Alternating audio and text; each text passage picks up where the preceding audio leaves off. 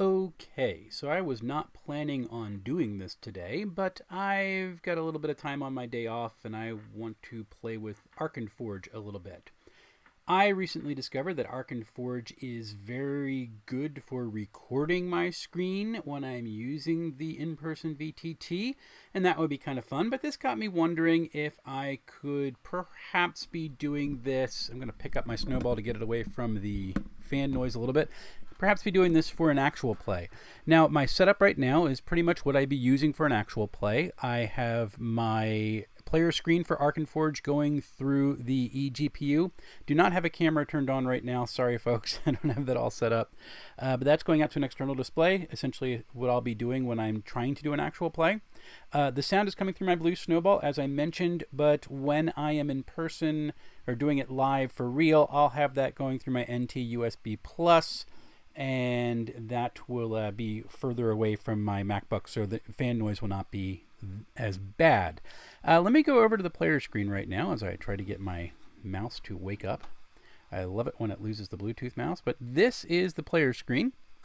This is not dark, it just has the vision turned on, and so it's showing only what their vision range is. If I change the vision range to, say, 18, now you can see a little bit more. There's no unlimited vision range in Arkenforge, which is a little bit disappointing. You can split in the beta version, you can split your field of view and vision range into two different values, and I think that's going to be a lot helpful, but I don't have that turned on at the moment. So now his fog is done, so let's reset the fog to what he's got.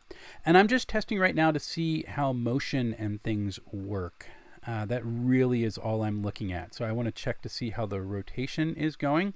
And if someone is leaving a chat, I do not have my chat window open right now, unfortunately, because I am using the same monitor to run Arkenforge. But let me see if I can bring it up over on my... There we go. So, oh, thanks, King Eric. Looks like you're doing. I'd like to try this. Looks a bit complicated. It's not really. It's just, it's different. A different way of thinking. And I'm just doing the rotate to see how it works. And now I'm going to do a drag move. See how the fog of war goes and how the field of view changes. Now I'm using my keyboard, the arrow keys, to actually move. I'm just looking to see what the frame rate is. The only difference that really is going to be, besides the change in my microphone setup, because I'll be using a boom mic with a better microphone, is that I'll have folks who are external players coming in, and they will have video and audio coming from another browser source. I'm going to be using video or OBS Ninja to bring folks in. The same thing that I did for my TTRPG Kids interview works absolutely fantastic once you actually get it set up, which is nice. But I really just want to check the frame rate to see how it would work for an actual play. Let me zoom in my screen, which doesn't change your field of view at all, which is nice. And I'm going to open a door. Watch this. That's my sound effect. And we'll do this door. I have no idea how this is looking right now live, if the frame rate is actually useful or not. That's why I'm doing it. I don't mind making it public. I don't want to give away too much of the map, because if I do an actual play coming up, this is the one that I'm going to be using.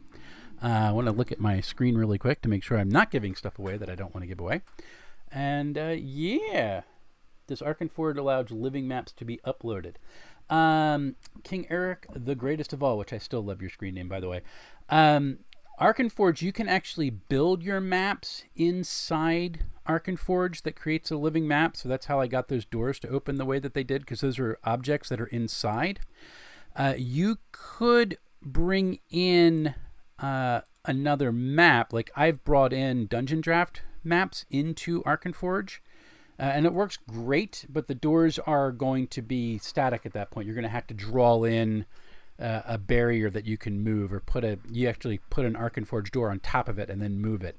So if you're going to do something in an external map editor like Dungeon Draft or Incarnate or something like that, what I would do is where you're going to have portals that are going to open and close, I would leave those empty inside the map and then throw the doors in when you get to Arkenforge, and that way then you can have the doors opening and closing, and it looks really good. So it's kind of fun. I want to go in here. Let's open these doors again. Oop, rotate a little bit too far there. But I love that it changes the field of view when you're doing that. And I'm going to walk through the wall to the next door. Just going to turn around so I can see how it looks on my player screen. That looks exactly how I want it to be. Really fun.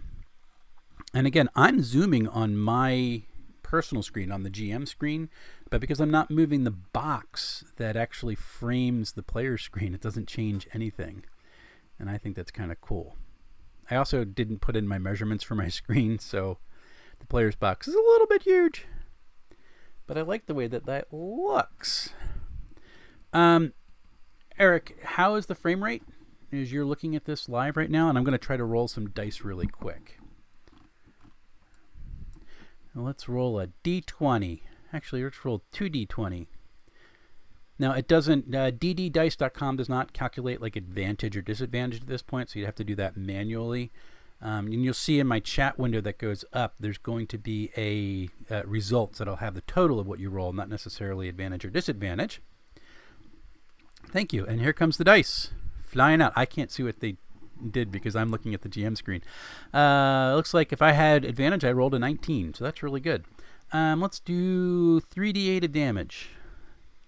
Let's roll that. There you go. This dice look really good, by the way. I'm really impressed with it. So I am going to turn this off. I'm going to take a look at it. Eric, thank you so much for hopping on, that you saw that I was live and popped on. I'm going to go make a thumbnail for this now.